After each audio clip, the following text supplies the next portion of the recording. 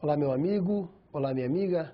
Meu nome é Flávio Pierobon e vamos dar sequência à nossa aula de Direito Tributário para esse nosso último encontro. O tema da aula de hoje, como vocês podem perceber, é imunidades, princípios constitucionais e tributos em espécie. Essa disciplina faz parte de um tópico maior, chamado da limitação do poder de tributar. A limitação do poder de tributar, previsto expressamente na Constituição Federal, estabelece um limite ao poder do Estado de impor tributação aos indivíduos, aos cidadãos. É, portanto, uma norma considerada cláusula pétrea. O que significa cláusula pétrea? Cláusula pétrea são aquelas normas que não admitem emenda constitucional, não podem ser, em hipótese alguma, retiradas da Constituição. Só é possível emenda para aumentar a proteção ao consumidor. A retirada não é possível. Sendo assim, feita essa pequena introdução, vamos para a lousa para entendermos um pouco melhor do que é que vamos tratar na aula de hoje. Aqui um breve resumo do que nós vamos abordar na aula de hoje. Então, a unidade de ensino é direito tributário, a competência da unidade é conhecer e compreender o sistema tributário nacional, as regras gerais de direito tributário previstas na Constituição Federal e as limitações, está aí o tema que nós já dissemos, as limitações ao poder de tributar. A aula vai aprofundar regras de imunidade e isenção e anistia. Nós basicamente vamos ficar aqui nessa diferença entre imunidade e isenção. As hipóteses de exclusão do crédito tributário, os princípios tributários e os tributos em espécie, que é algo que nós veremos lá no final da aula.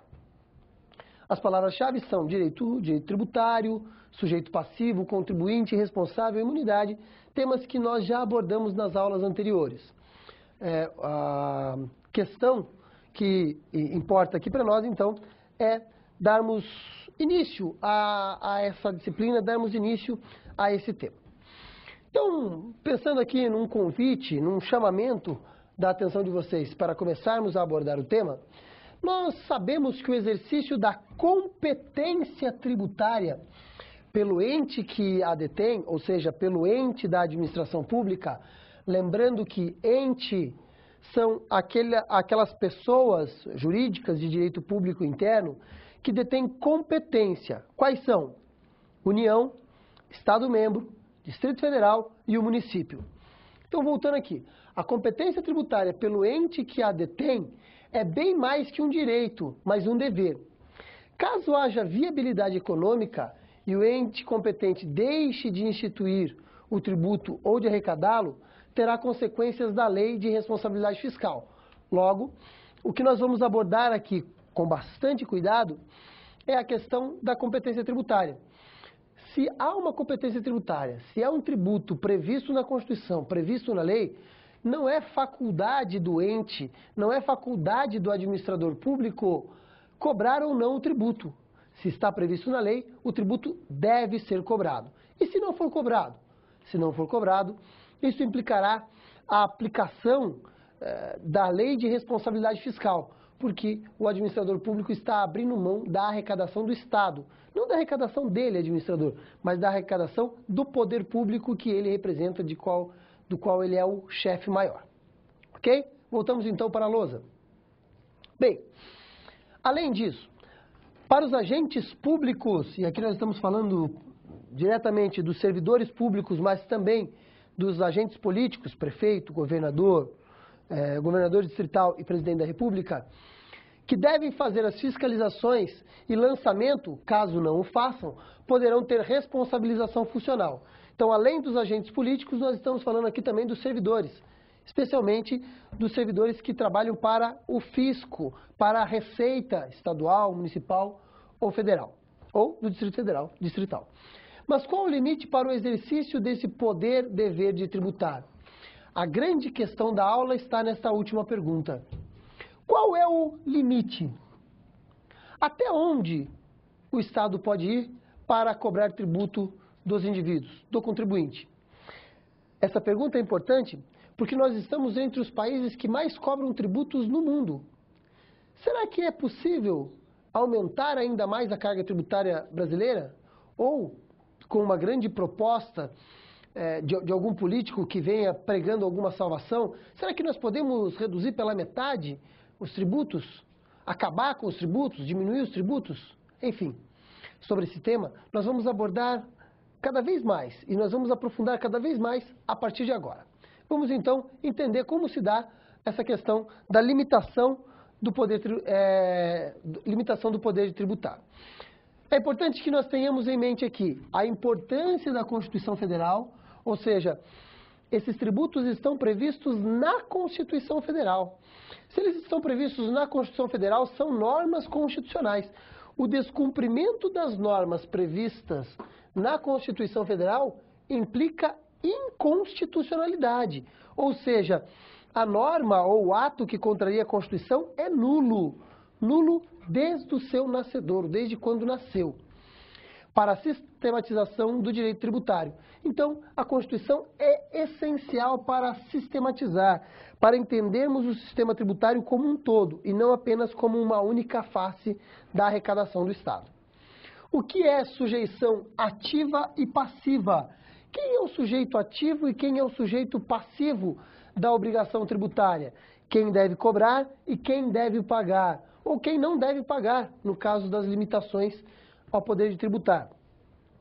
E, preponderantemente, a questão que diz respeito à obrigação tributária e a crédito tributário, que já foram objeto de estudo em aulas anteriores. Vamos pensar um pouquinho, então, naquilo que envolve a aula de hoje, naquilo que diz respeito à aula de hoje. As limitações ao poder de tributar, este é o grande tópico da aula de hoje, já dissemos, são regras de competência estabelecidas na Constituição de 98, no artigo 150 ao artigo 152. Essas regras de competência prevê freios na atividade estatal de arrecadar tributos. Então, como o próprio nome já referencia, as limitações estabelecem freios, estabelecem limites ao poder de tributar. Além das regras ali estabelecidas, ali elencadas, outros direitos e garantias também limitam o poder de tributar, como, por exemplo, os direitos e deveres descritos no artigo 5º da Constituição Federal, direitos fundamentais individuais, relacionados ao direito de propriedade, à intimidade, ao sigilo de dados, ao direito de ir e vir, dentre outros. Aqui eu quero fazer uma observação bem rápida para vocês. Em várias situações, em muitos momentos, na internet não é difícil de encontrar, pessoas que se posicionam contra a cobrança de pedágio. Alguns, inclusive, alegando que a cobrança de pedágio é inconstitucional, é ilegal, é imoral, enfim. A Constituição brasileira, ela trata desse tema. E não é inconstitucional cobrar tributos. O que pode ser ilegal, o que pode ser discutido é o valor. O valor, sim. Agora, a constitucionalidade da cobrança de pedágio, isso não é inconstitucional. Por quê? Porque a Constituição assegura a liberdade de ir e vir, que está estabelecida numa liberdade maior chamada liberdade de locomoção, que implica ir, vir, estar e permanecer. Então, a liberdade de locomoção é um direito individual, é um direito fundamental. Alguns poderiam dizer, cobrar pedágio impede a minha liberdade de locomoção, me impede de ir, vir. Se eu quiser ir para uma outra cidade e não tenho condições de pagar pedágio, está impedida a minha liberdade de locomoção. Não, não está. A cobrança de pedágio está expressamente previsto na Constituição. E o fato de haver pedágio não impede você de sair da sua casa e ir para outra cidade. Você não pode ir, talvez, de carro, porque terá que pagar pedágio. Mas pode ir de ônibus, pode ir a pé, pode ir de bicicleta, pode ir por outra via, enfim. Não está impedida a liberdade de locomoção. E por que eu estou dizendo isso? Porque isso está expressamente previsto no tópico das limitações ao poder de tributar. Mas se não tivesse previsto, seria uma decorrência lógica da liberdade de locomoção. Como assim? Está previsto na Constituição que todos têm liberdade de locomoção. Logo, o Estado não pode, sob o argumento de impedir a locomoção, cobrar tributos das pessoas. É isso que o texto que nós acabamos de ler, essa parte que nós acabamos de ler, quer dizer. Além das limitações ao poder de tributar em relação à imunidade, isenção, anistia, previstos lá a partir do artigo 150 da Constituição, outros dispositivos que não estão diretamente relacionados com a cobrança de tributo também oferecem uma limitação ao poder de tributação do Estado. A tributação, então, tem que, além de respeitar as regras de imunidade, isenção e anistia, exclusão do crédito tributário, deve respeitar também outros direitos fundamentais, como os direitos fundamentais individuais, os princípios da ordem econômica, entre outros tantos que estão previstos na Constituição Federal. Ficou claro para vocês? Vamos voltar para a lousa, então. Então, é isso que eu acabei de explicar para vocês, que o texto está dizendo aqui que existem outras garantias previstas, como exemplo, o artigo 5º da Constituição Federal. Assim, cada ente da federação, a quem a Constituição outorgou competência, apenas poderá exercer o seu direito de quê? De cobrar tributos dentro dos limites impostos pela Constituição Federal. É assim, então, que nós vamos conduzir a aula de hoje em relação às limitações ao poder de tributar. Muito bem. Dito isso, vamos para a lousa, então, para darmos início efetivamente ao tema que nós começamos a abordar. Nós separamos aqui um pequeno problema para que sirva de centro dos nossos debates. E a questão é a seguinte: Klaus é estrangeiro e pretende ingressar no cenário econômico nacional, quer começar a atuar aqui no Brasil. Ele lembrou que seu maior parceiro comercial será os entes públicos. Então ele vai se relacionar diretamente com o poder público, com o Estado, já que a sua empresa ganhou uma licitação para fornecer produtos para o ente público. Mesmo assim, ele deverá pagar tributos? Não há imunidade neste caso? Então, a grande questão que nós colocamos aqui é a seguinte: um indivíduo que vai vender exclusivamente para o poder público, ele vai manter uma transação comercial e econômica exclusivamente com o poder público, quer saber se no caso dele não há imunidade. Será que o fato de eu vender para o poder público, que em tese não paga tributo, nós vamos perceber, nós já vamos estudar, que os entes não pagam tributos entre si, a União não cobra tributo do município, o município não cobra tributo do Estado, eles não cobram tributos entre si. Será que o indivíduo que vende para o Estado, vende para o poder público, tem que pagar tributo?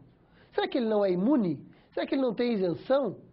Será que ele não pode ficar livre de pagar tributo? Essa é a questão que movimentará a aula de hoje. Vamos adiante, então, para tentar responder esta e outras perguntas que nós faremos. Então, vamos começar. Algumas normas constitucionais prevêem o que não deve ser tributado. Qual que é a lógica do direito tributário? Uma lógica que nós já estudamos lá nos nossos primeiros encontros. Qual é a lógica que influencia ou que ilumina o direito tributário? A lógica é de que o poder público está completamente atrelado ao princípio da legalidade. O que é o princípio da legalidade?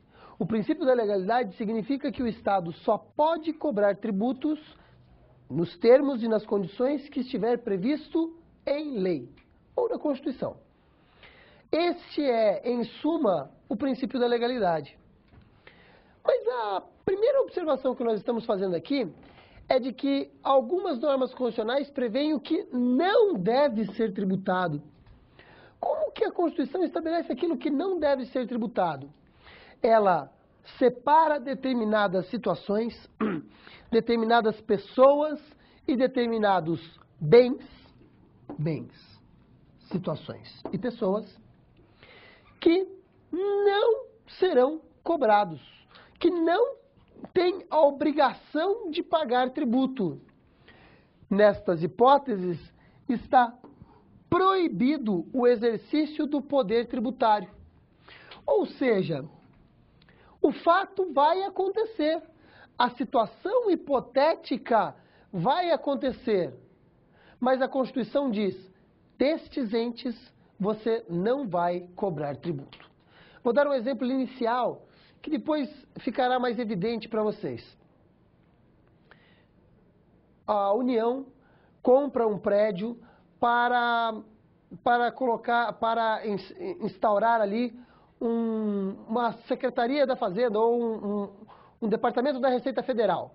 Comprou um prédio no município de São Paulo e ali será feita a Receita Federal. Muito bem. Este prédio tem a incidência de IPTU, Imposto Predial Territorial Urbano, porque é um prédio dentro do município, dentro da cidade. Logo, a União, tendo um prédio, deveria pagar imposto. Mas a Constituição diz, não haverá tributação entre os entes. Logo, mesmo tendo o bem, a norma constitucional impede a cobrança desse tributo. Então vejam, a situação aqui é a seguinte.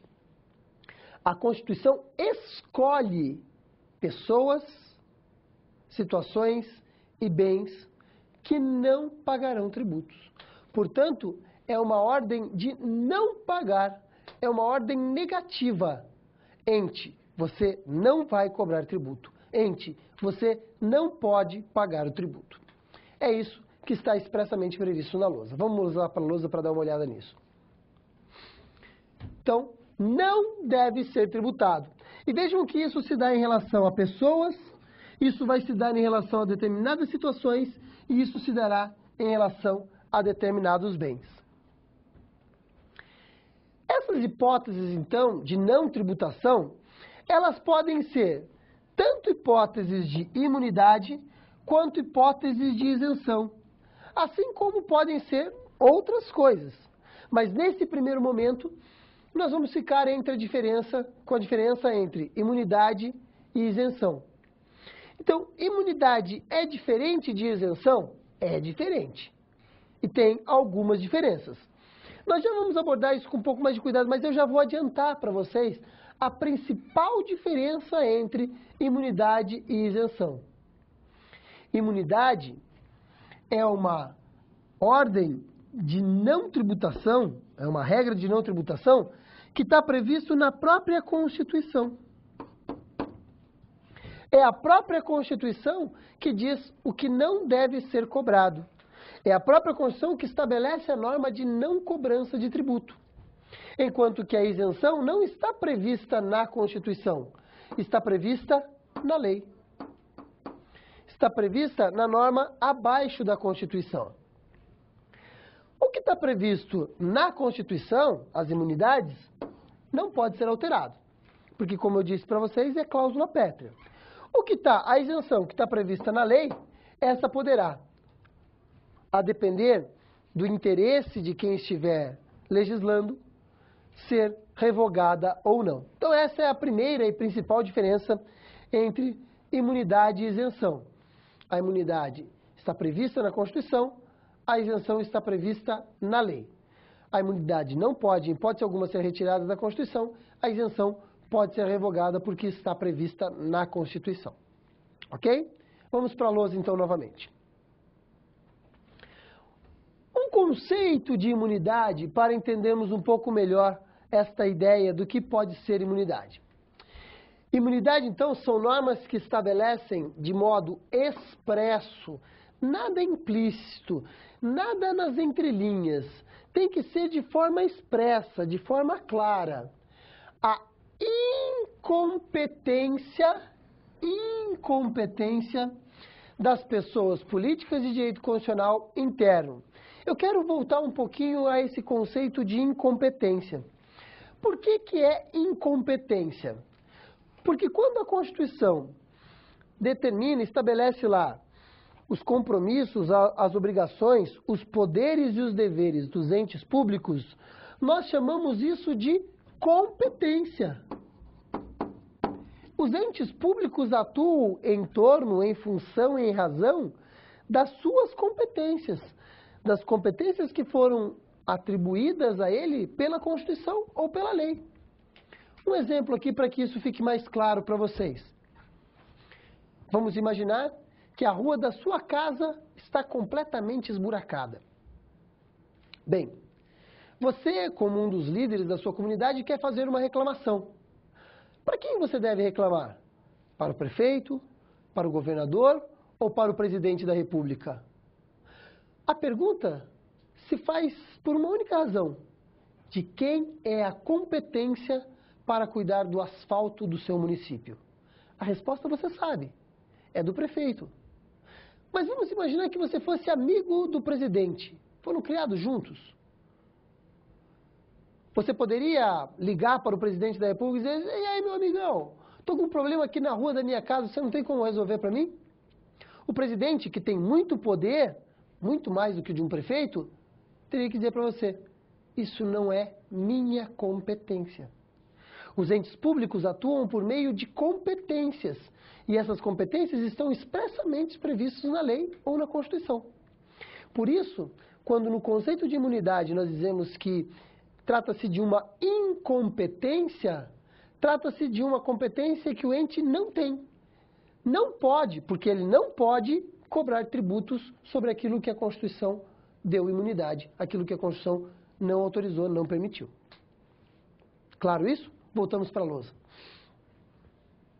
Então, são normas que estabelecem de modo expresso a incompetência das pessoas políticas de direito constitucional interno para expedir regras instituidoras de tributos que alcancem a situação específica e suficientemente caracterizada.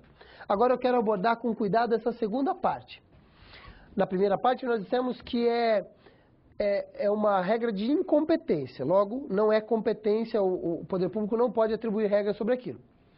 Nesse segundo momento, eu quero deixar claro para vocês que as imunidades implicam a impossibilidade do poder público tributar uma situação jurídica especificamente e suficientemente caracterizada na norma.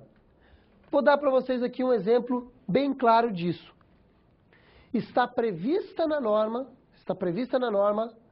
um fato gerador, uma hipótese de incidência tributária. Então está prevista lá: possuir bens no dia 1º de janeiro de cada ano exercício.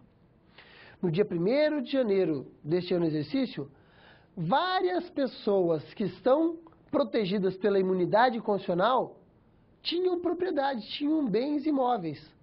Mas a Constituição proíbe que o poder público cobre tributo desses entes. A imunidade aqui se dá não em razão do tributo, mas se dá em razão da pessoa. Não é porque a pessoa não tem aquele bem. A pessoa tem o bem. E ter esse bem é uma hipótese de cobrança de tributo. O que a Constituição diz é que esta pessoa que possui esse bem, que deveria pagar tributo, não pagará o tributo. É uma imunidade em razão da pessoa. Ficou claro para vocês? Vamos voltar para explicar isso com um pouco mais de cuidado. Vamos para a lousa. O texto então diz assim: são normas que estabelecem de modo expresso a incompetência das pessoas políticas de direito constitucional interno para expedir regras instituidoras de tributos que alcancem situações específicas e suficientemente caracterizadas. Logo, o poder público encontra aí um limite para a cobrança de tributo. Onde está previsto isso, ou como isso está previsto expressamente na Constituição? Lá no artigo 150 da Constituição, nós temos a seguinte disposição: sem prejuízo de outras garantias asseguradas ao contribuinte, é vedado. Vedado aqui é no sentido de proibido. É no sentido de não poder. É vedado à União, aos Estados, ao Distrito Federal e aos municípios instituir impostos sobre. Então vejam lá, nós estamos falando aqui, nesse primeiro momento, especificamente de imunidades. Nós estamos falando de imunidades. Esse é um ponto. Por que nós estamos falando de imunidades? Porque isso está previsto na Constituição. Primeira questão, então, aqui sobre imunidades previstas no artigo 150. É que ele estabelece uma proibição de instituição de impostos. Em tese, é possível a cobrança de taxas de contribuição de melhoria e de outras espécies de tributos em relação a pessoas, situações ou bens que estão previstas na Constituição, especificamente no inciso 6 do artigo 150. Então, vou dizer isso de uma outra forma. Primeira questão em relação à imunidade. A imunidade diz respeito exclusivamente ao tipo de tributo chamado imposto. No final da aula de hoje, nós vamos perceber que há vários tipos de tributos. O imposto é um desses tipos. As imunidades dizem respeito aos impostos, por conta do próprio texto constitucional. A Constituição diz que é proibido instituir impostos sobre. Mas, ao longo da Constituição, nós vamos ter outras hipóteses de imunidade que se aplicam a taxas e a contribuições. Nós veremos isso num momento adequado. Essa é a primeira questão relevante sobre imunidade. Segunda questão, extremamente relevante sobre imunidade. A Constituição diz que, além de outras garantias, é proibido, é vedado, não pode instituir impostos. Então, é uma regra de proibição.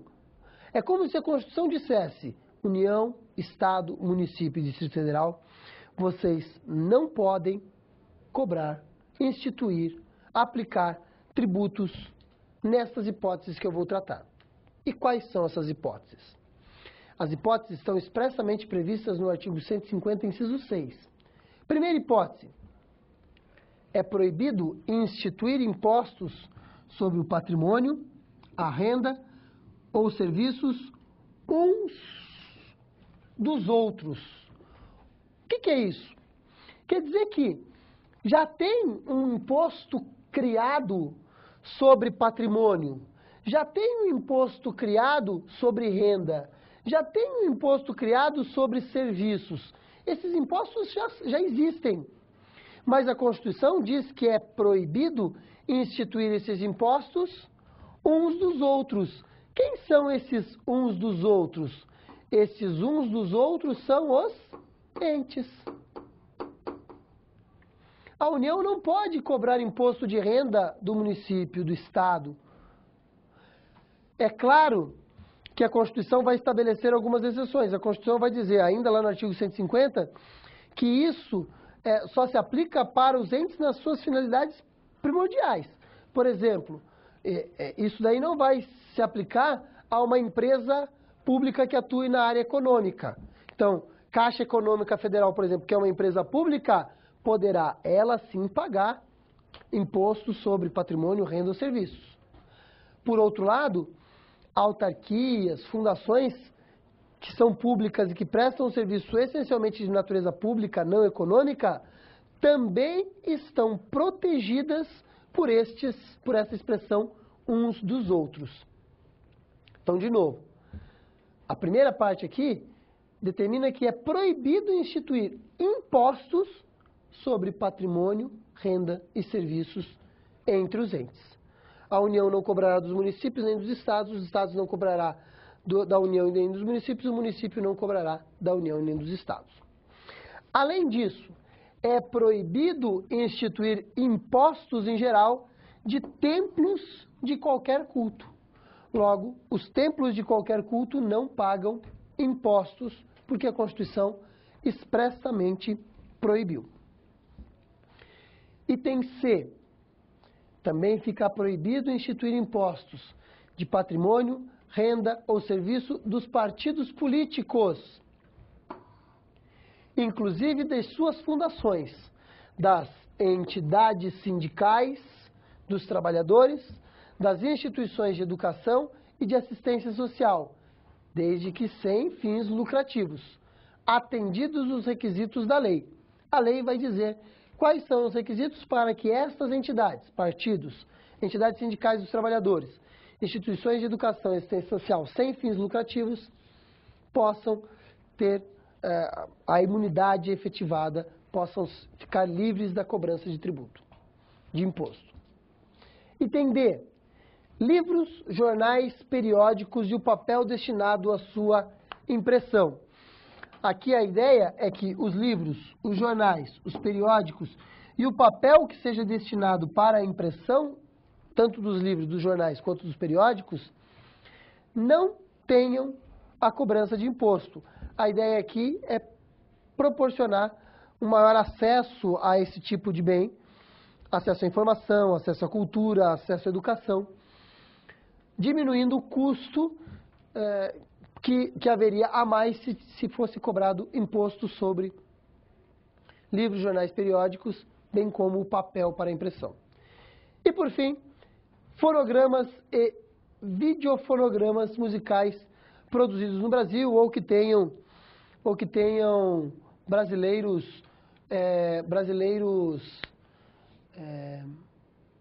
tocando, que seja para reproduzir uma obra de brasileiros.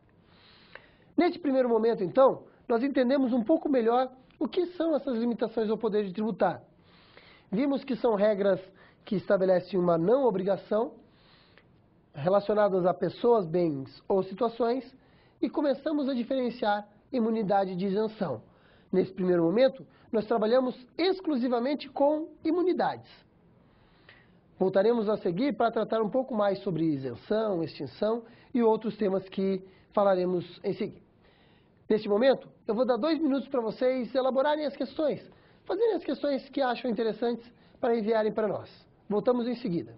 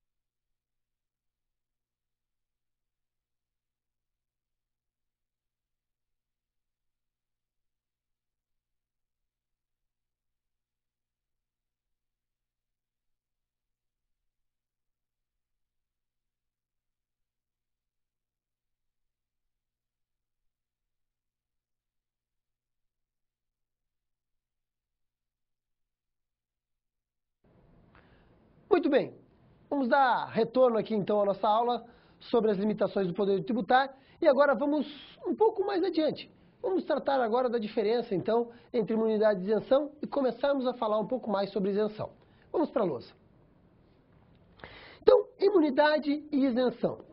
Nós precisamos ainda saber qual a diferença entre imunidade e isenção. E ainda, fora esta situação, existem outras hipóteses que retiram o dever de pagar o tributo? Sim. Sim. Então, respondendo primeiro essa segunda questão, existem outras hipóteses que retiram o dever de pagar tributo? Existe. Nós podemos falar aí de outras hipóteses, como de extinção, como de suspensão, assim como de exclusão do crédito tributário. Lembrando que todas essas hipóteses que nós veremos a seguir são hipóteses que devem estar previstas expressamente na Constituição. Qualquer ato relacionado ao direito tributário, a Constituição e na lei, Constituição e na lei, qualquer ato do poder público que não esteja previsto na Constituição ou na lei, ofende o princípio da legalidade e pode acarretar responsabilidade do agente político ou do servidor público. Então, já já nós vamos ver quais são essas outras hipóteses. Em relação à diferença entre imunidade e isenção, elas têm, do ponto de vista jurídico, a mesma natureza, a mesma razão de ser? Sim, sob um aspecto formal e não sob um aspecto de conteúdo. Do ponto de vista formal, isenção e imunidade impedem que haja uma cobrança de tributo sobre determinada situação jurídica. Seja porque a lei estabeleceu uma hipótese de isenção, seja porque a Constituição estabeleceu uma hipótese de imunidade. Do ponto de vista jurídico, quando a Constituição diz que não poderá haver cobrança, não deverá ser instituído tributo, é uma regra de não incidência tributária. Em relação à isenção, também seria uma regra de não incidência tributária, mas é uma regra de não incidência tributária para aquele momento, para aquela situação. Ou seja, o tributo não pode ser cobrado agora, porque você está isento de pagar tributo. Esta situação é uma situação que poderá mudar a qualquer momento. Então, é uma hipótese que pode ou não ser temporária de não cobrança do tributo. Ok? A principal diferença entre eles, repetimos, uma está na Constituição, não pode ser retirada em hipótese alguma, outra está na lei. Bem, feita esta principal diferenciação, vamos ver um pouquinho mais sobre isso, sobre aquilo que nós podemos encontrar na Constituição e no Código Tributário Nacional. Vamos para a lousa.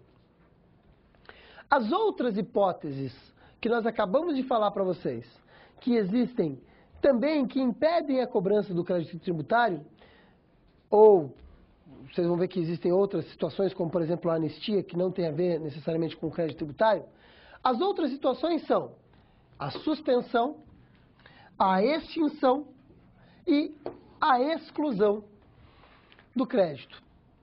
A suspensão interrompe, nesse caso, sempre, temporariamente, o direito de cobrar.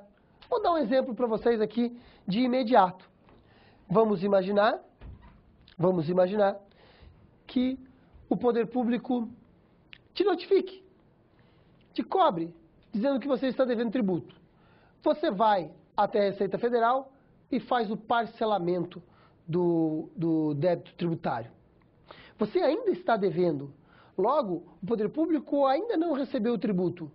Mas o direito de cobrar está suspenso, porque você está pagando parceladamente o teu débito tributário. Essa é uma hipótese de suspensão. Não acabou o direito de cobrar. A Receita Federal não está impedida de cobrar. Apenas o direito de cobrar está suspenso porque você está pagando parceladamente. Ok? Vamos voltar lá para a lousa. Uma outra hipótese é a extinção. A extinção elimina definitivamente o direito de cobrar o crédito tributário já constituído. O melhor exemplo para a extinção do crédito tributário é o pagamento. Se você pagar o teu débito tributário, obviamente, acabou, não tem mais como cobrar esse crédito porque ele já foi pago. E por último, a exclusão. Situações que evitam a constituição do crédito tributário. Aqui, normalmente, a exclusão está relacionada à pessoa. A exclusão do crédito tributário, ou a exclusão como questão tributária, via de regra, está relacionada à pessoa e quer significar que o poder público não pode cobrar ou, por alguma razão, não poderá exigir o crédito tributário de determinada pessoa ou de determinada situação. Situações que evitam a constituição do crédito tributário. Logo, se eles evitam a constituição do crédito tributário, eles se dão antes do lançamento. A exclusão se dá antes do lançamento do débito tributário. A questão do lançamento, que nós já estudamos em aulas anteriores, então agora ganha uma maior relevância porque nós podemos perceber que isso vai acontecer antes do lançamento do crédito tributário e não depois. A exclusão é um pouco mais difícil do que outras situações, mas é também uma hipótese que, assim como a imunidade e a isenção, limitam a atuação do poder estatal na cobrança de outros tributos. Está claro isso para vocês? Então, acabamos de ver que temos algumas hipóteses aqui importantes para a limitação do poder estatal. Temos imunidade, temos isenção, temos exclusão, temos extinção e temos suspensão do crédito tributário. Muito bem, vamos entender isso um pouco melhor. Vamos dar uma olhadinha na lousa, o que mais nós podemos falar sobre isso? Vamos abordar a questão da extinção. Como dito antes, a extinção está prevista lá do artigo 156 ao artigo 174 da Constituição. E em relação à extinção, já demos um exemplo aí, a extinção do crédito tributário pode se dar com relação ao pagamento, mas nós podemos melhorar um pouco isso. A questão da prescrição e da decadência. Qual que é a diferença entre prescrição e decadência e qual que é o efeito para a extinção do crédito tributário?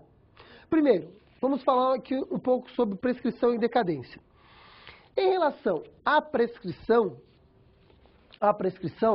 ela está relacionada ao exercício do direito. O direito de cobrar o tributo permanece, o dever tributário permanece. O que acabou é o prazo que a administração pública tem de cobrar. Vamos imaginar que você esteja devendo um tributo de 2001. E em 2018, o poder público ainda não tem entrado com uma ação contra você para cobrar o seu tributo. Esse direito não pode mais ser cobrado, em que pese você ser um devedor de tributo, porque você não pagou.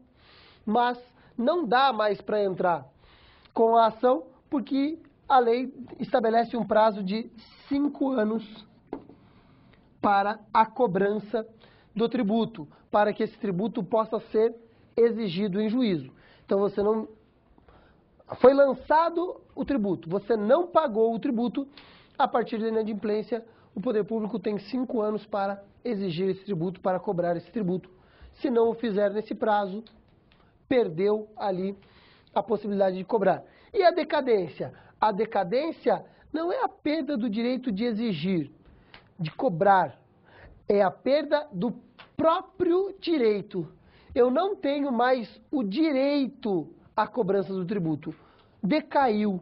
Eu perdi o direito. Não é a possibilidade de cobrar.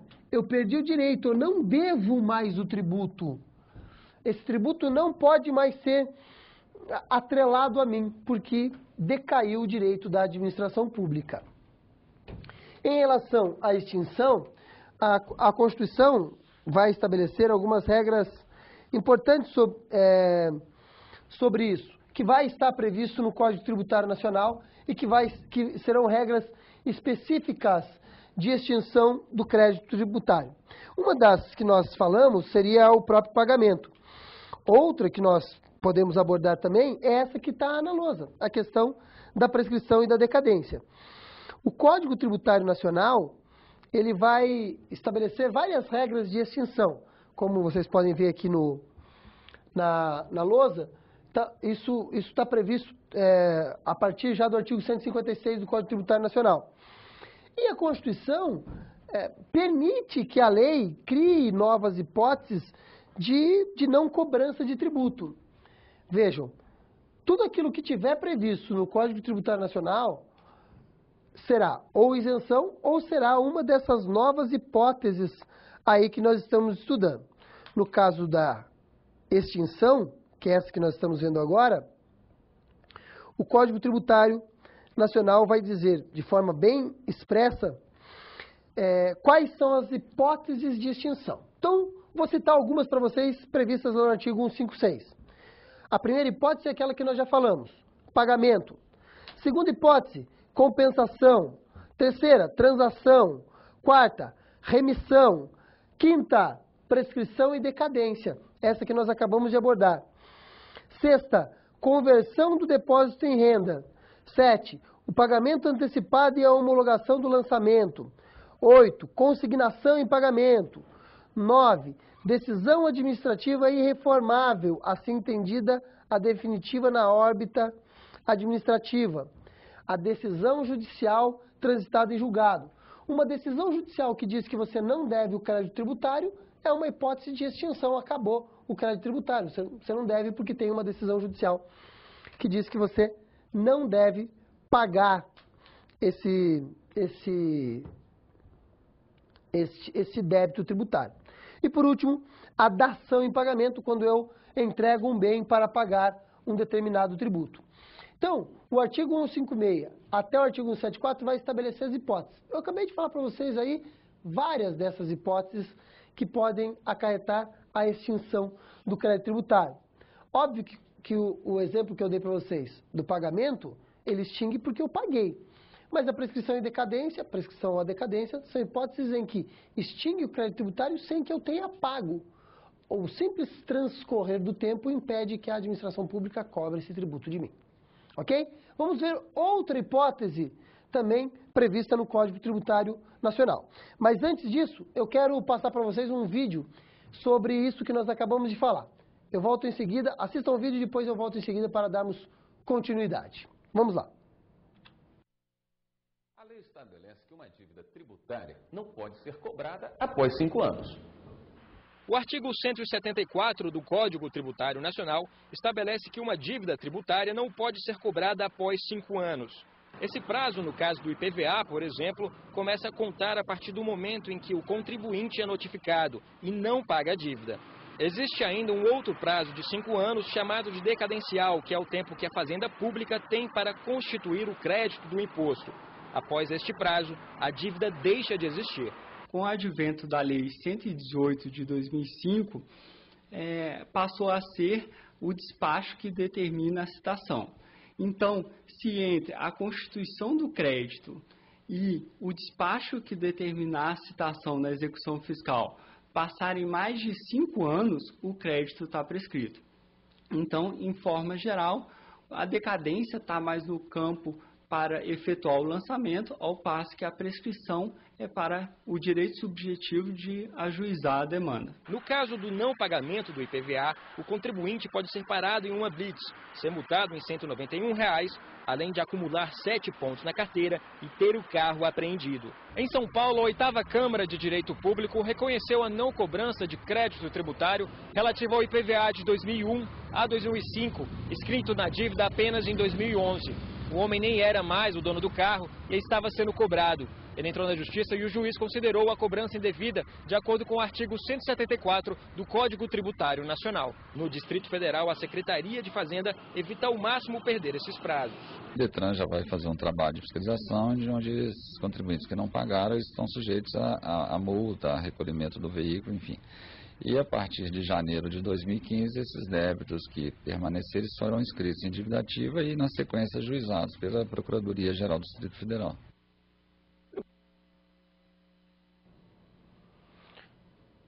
Viram aí no vídeo aquilo que nós já havíamos antecipado. São 5 anos para a cobrança do crédito tributário. Vamos adiante, vamos ver agora uma outra hipótese que limita o poder de tributar. É a exclusão do crédito tributário. Vamos para a lousa.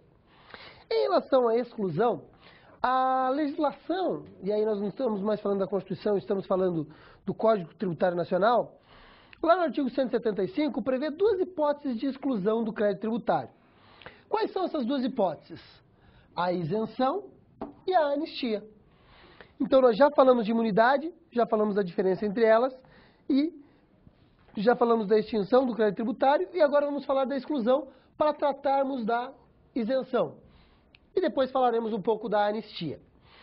Então, a isenção. Falei para vocês que havia uma diferença de conteúdo em relação à imunidade. A diferença que há entre isenção e imunidade, então, é que aqui há a ocorrência do fato gerador. Não há o lançamento que constitui o crédito. Ou seja, lá eu não permito sequer computar aquilo como um fato gerador, porque para aqueles indivíduos o fato gerador acontece, mas não para aqueles indivíduos. Aqui há a ocorrência do fato gerador, mas não há o lançamento, que é o que constitui o crédito.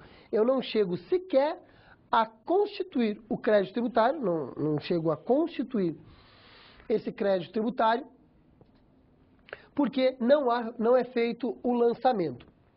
Só pode ser concedida pelo ente com competência tributária e dentro de suas competências. Aqui uma observação. A União, quando estiver legislando sobre o tema, não pode, ela, estabelecer hipóteses de isenção de tributos municipais ou estaduais. Somente o ente que tem competência tributária para instituir e para cobrar é que pode estabelecer isenção tributária. Deve ser sempre concedido por meio de lei, sempre por meio de lei em sentido estrito, ou seja, não pode por portaria, não pode, tem que ser por meio de lei.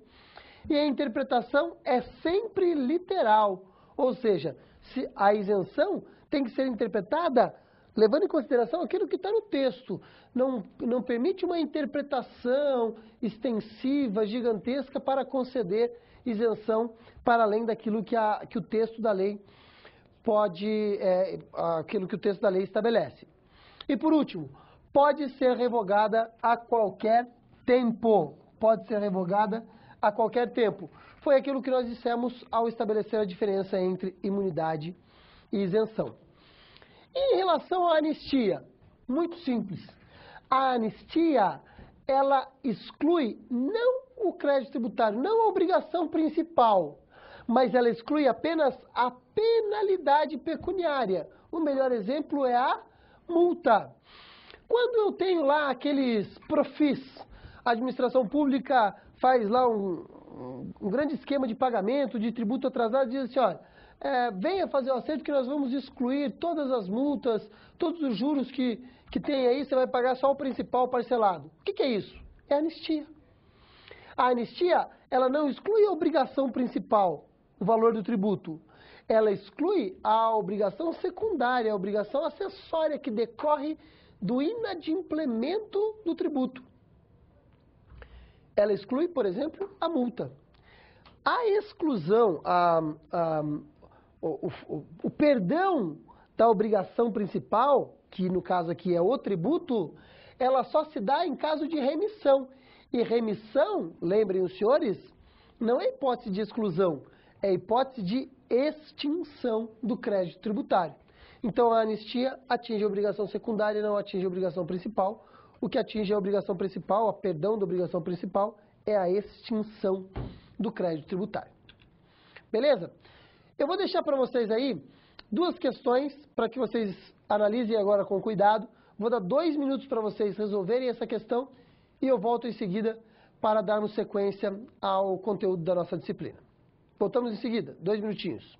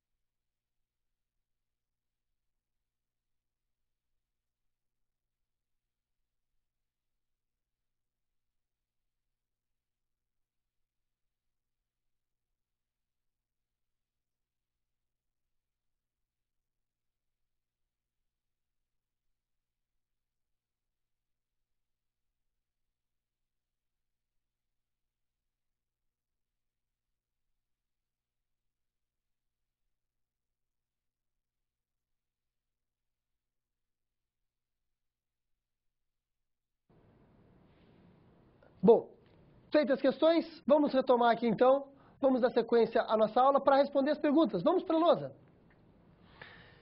Bom, a questão aqui qual é? Assinale V para verdadeiro e F para falso.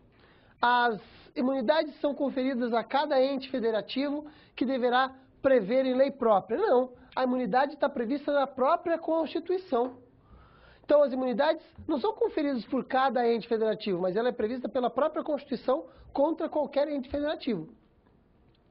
E por segundo, as isenções excluem a obrigação tributária principal de pagamento do tributo. Já a anistia exclui a obrigação principal das penalidades. Então, principal da penalidade, que é a multa. A segunda é verdadeira. Muito bem. Vamos adiante, então, para analisarmos outra situação.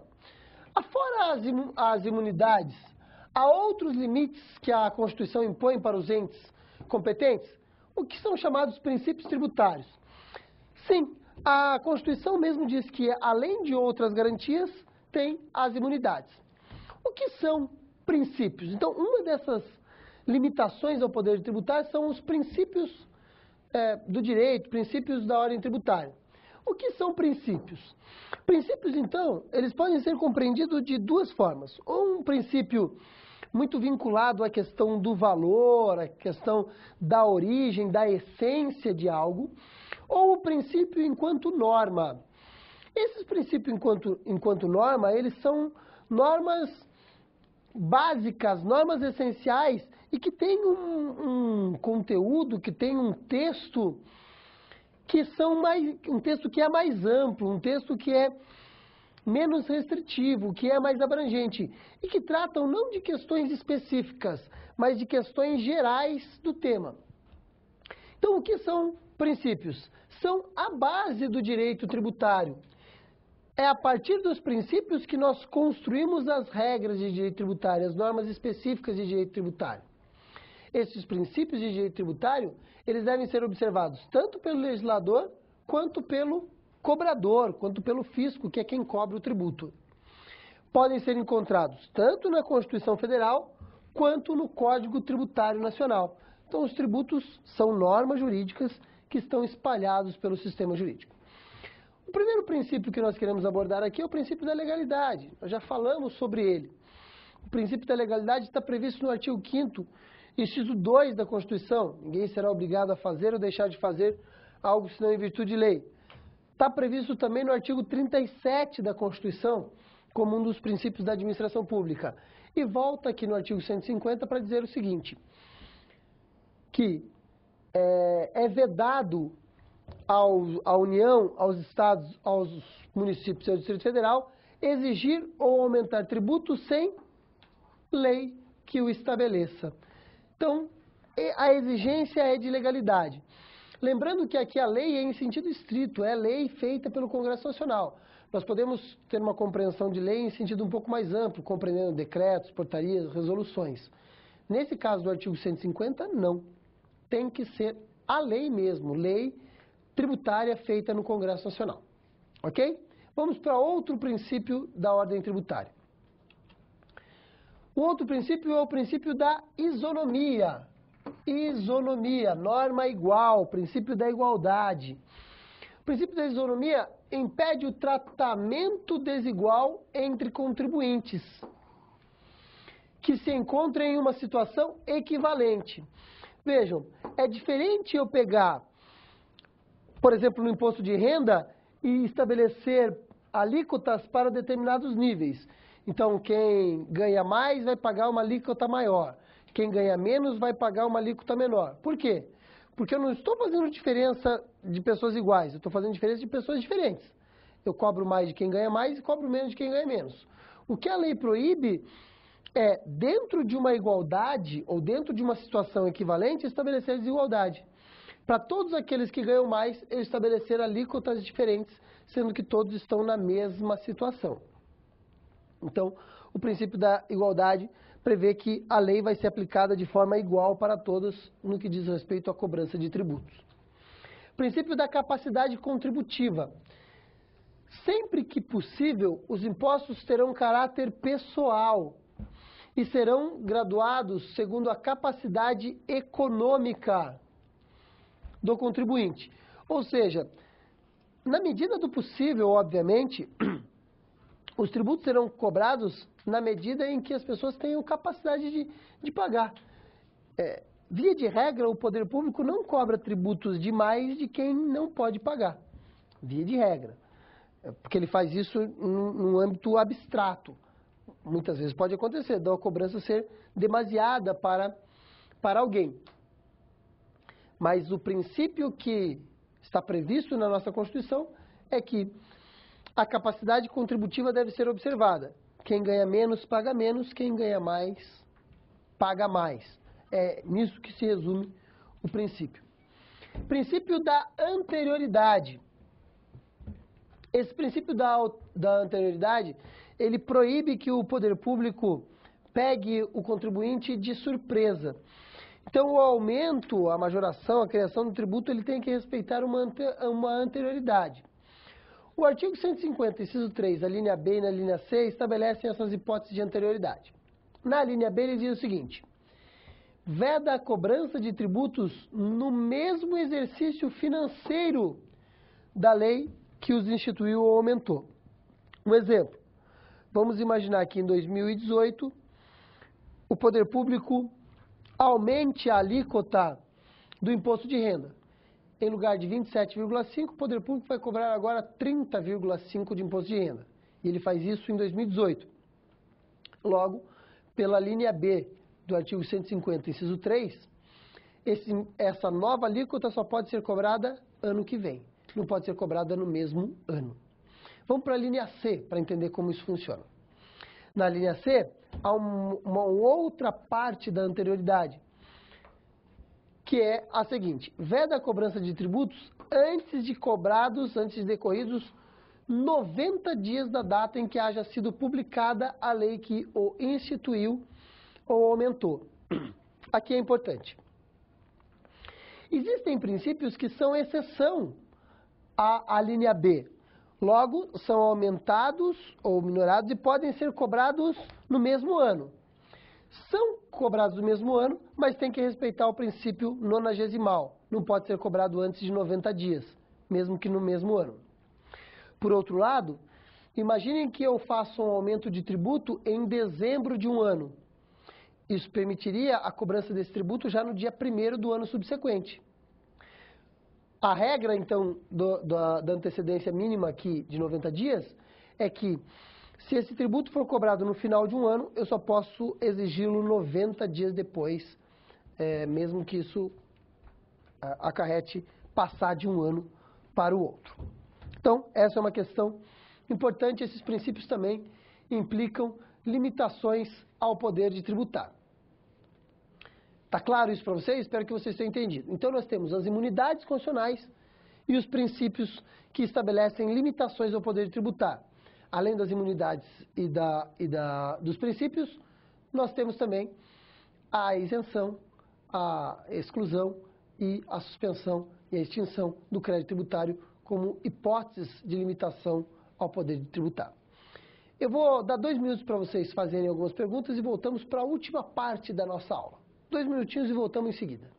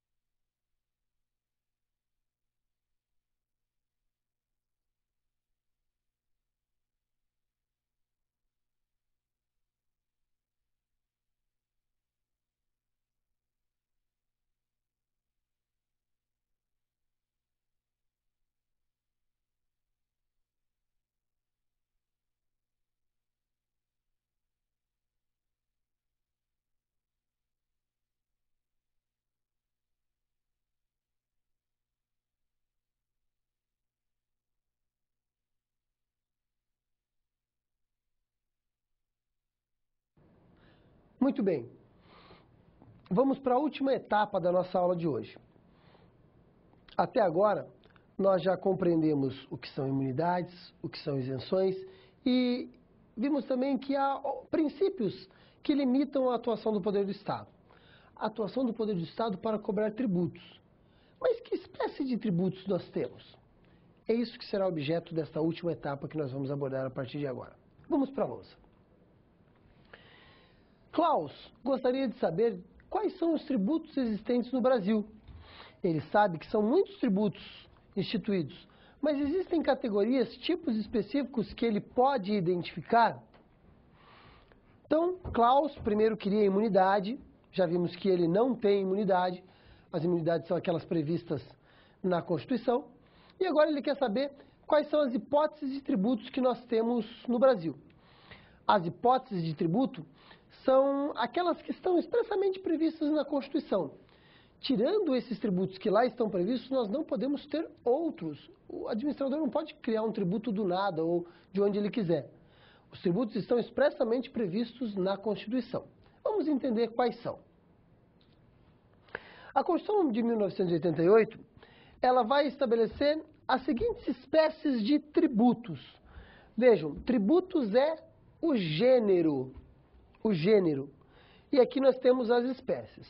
A teoria aqui é a quinquipartite ou a pentapartite. Por quê? Porque nós temos 5 espécies de tributos, 5 tipos de tributos que podem ser cobrados no Brasil.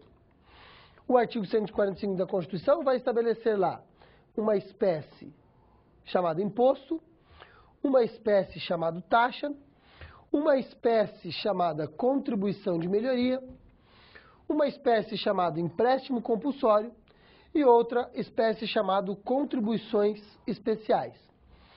Vejam que em relação a tipos de tributos, nós não temos muito, temos 5. É bastante, poderia ser menos.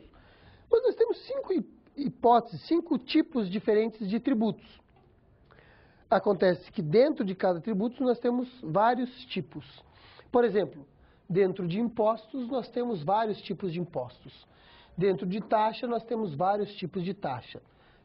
Contribuição de melhoria menos, mas, por exemplo, contribuições especiais nós temos também vários tipos. Vamos entender cada um deles a partir de agora.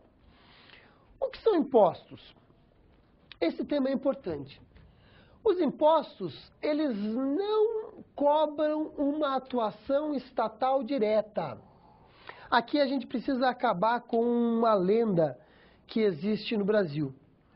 Muitas pessoas dizem assim, onde já se viu eu ter que pagar pedágio?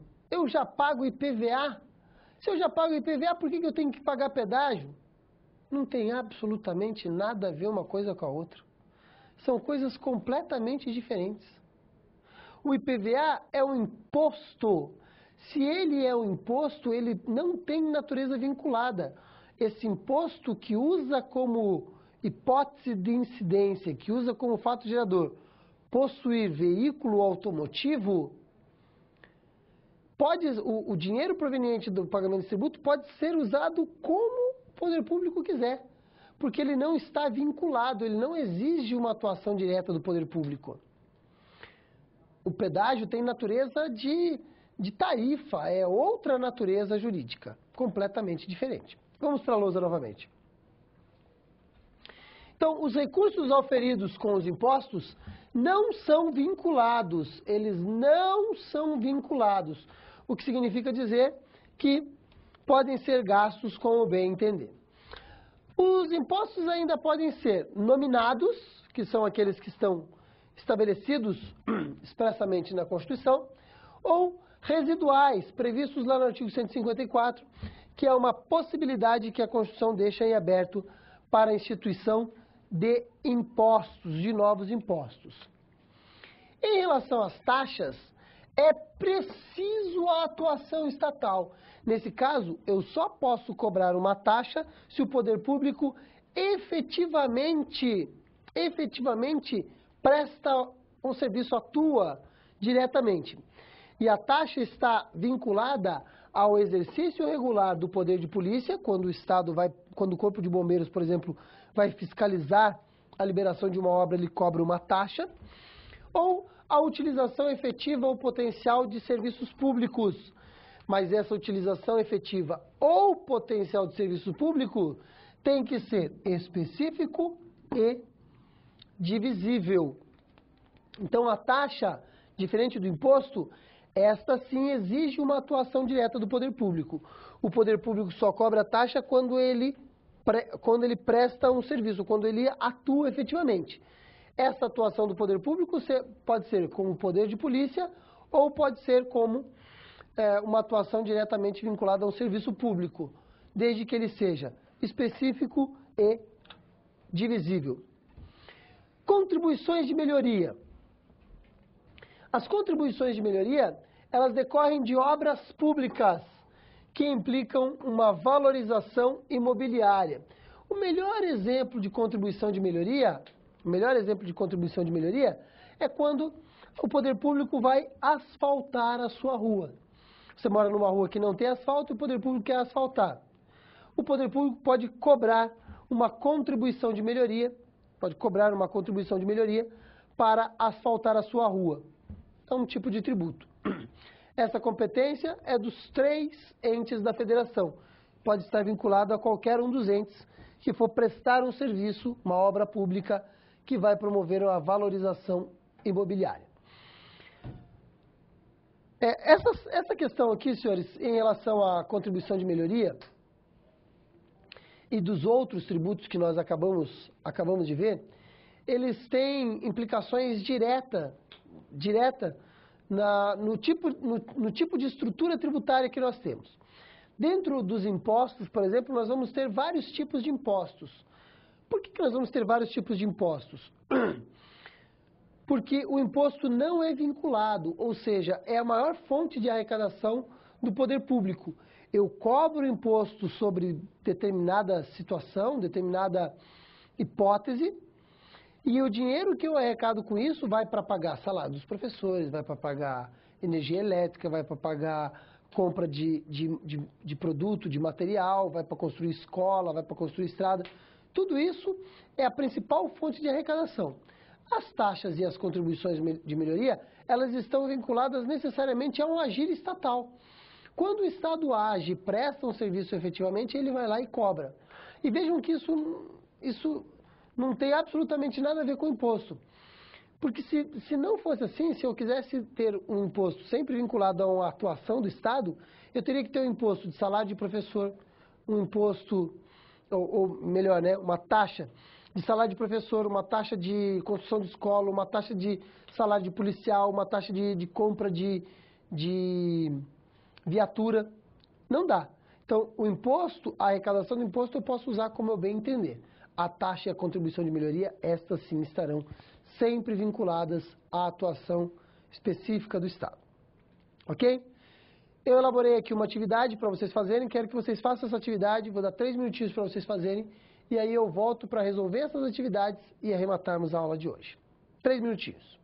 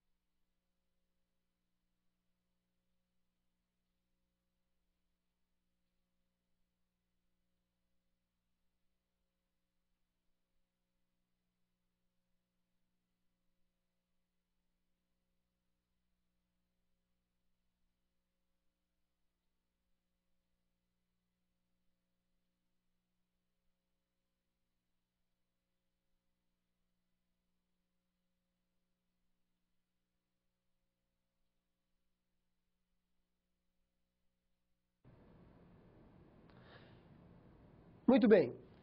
Vamos resolver essas questões para arrematarmos essa nossa última aula do direito tributário. Vamos para a lousa. Então, vamos lá. Questão A. São tributos que não dependem de uma atuação direta e individualizada para sua exigência. Esse tipo de tributo são os impostos. Item B. Trata-se de espécie tributária que requer uma prestação de serviço público específico e divisível. Eu, obviamente, estou falando das taxas. E, por último, são tributos que decorrem da valorização imobiliária promovida por obra pública, contribuição de melhoria. Desta forma, nós encerramos a nossa disciplina. Espero que vocês tenham conseguido compreender tudo aquilo que nós falamos desde a primeira aula acerca do direito tributário. Eu me coloco à disposição de vocês para eventuais dúvidas, estamos à disposição nos fóruns. Importante que vocês tenham claro que a questão tributária, especialmente para nós que somos de curso superior, para nós que somos as cabeças pensantes do país, precisamos entender que a questão tributária é um problema grave do nosso país. Somos um dos países que paga a maior quantidade de tributos no mundo e não temos efetivamente uma contraprestação. O problema, diga-se de passagem, não está na Constituição, não está nas leis. As leis e a Constituição estabeleceram hipóteses em que o Estado pode atuar. O que nós temos que fazer é tentar buscar mecanismos para solucionar esse grande abismo que há entre aquilo que nós pagamos de tributo e aquilo que o Estado efetivamente devolve para a sociedade. Talvez queiramos pagar menos e receber igual ao que recebemos hoje. Talvez queiramos pagar mais e recebermos muito mais. O que importa deixar claro para vocês é que a relação entre competência tributária e contraprestação do Estado não é necessariamente uma relação de troca de favores. O Estado tem poderes e tem deveres.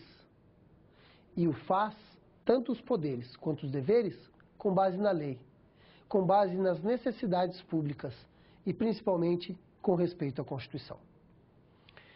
Espero que vocês tenham entendido. Foi um grande prazer trabalhar com vocês em todos esses encontros que nós tivemos. Nos encontramos numa próxima aula. Até a próxima. Tchau!